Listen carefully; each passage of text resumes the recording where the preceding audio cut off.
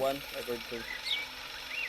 So maayo buntag kaninyo dinan tanan mga guys, mga guys. Ay, So, buntag kita na sa sad, happy after, another happy ka. kinabuhi na sad, na mabuhi diri sa Atong kalibutan. lagon. Usa ka fiesta sa North Cotabato.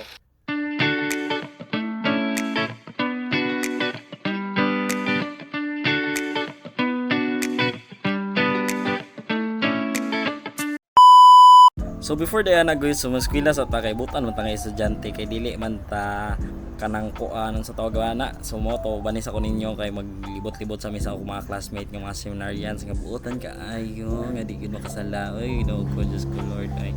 So mo to nahuman akong klase kay pila naman ka ano akong klase so maling gihapon. Wa tay eskwela ta wa tay natunan. Char lang.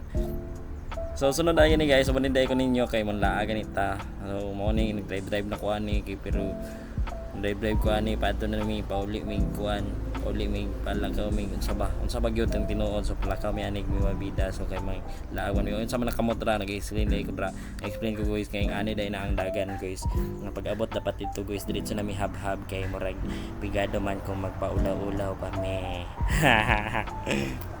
So mao ganito guys, tanawan na lang ninyo ang amo ang pagbiyahe.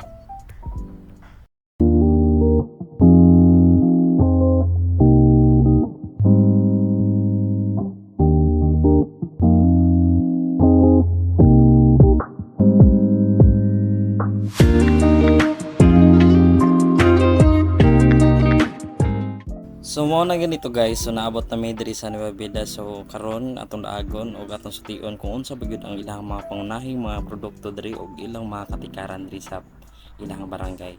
So before ta mga ons taw banig ninyo mga on kay gigutom na ko sa si drive na kuan mga on ta diri la mami. So mo na siya pamilya ni sa ako ang dogs.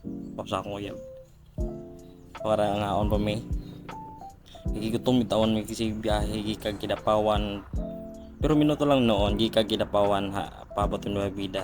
Pag-abot nimo dito na kay makita nga signage nga kabutang welcome to Nueva Vida. So dra nga part day bike sa akong gikaon dra is ang ginatawag nga Bicolatic nga sikat-sikat pud dra sa ilaha nga lami kaayo kaonon guys nga kaingon lang gyud ta nga wow sana all Bicolatic.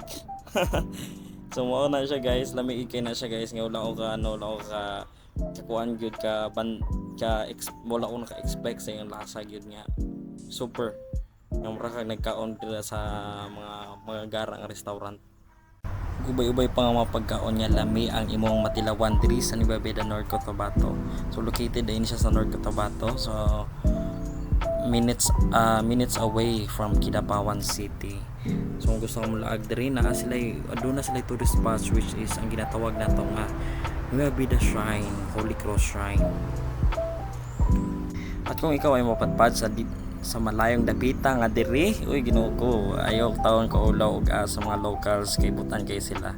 Oro to daghang salamat og always remember that life is just a never-ending video. Just relax and enjoy the show. Oro to, daghang salamat. Paalam!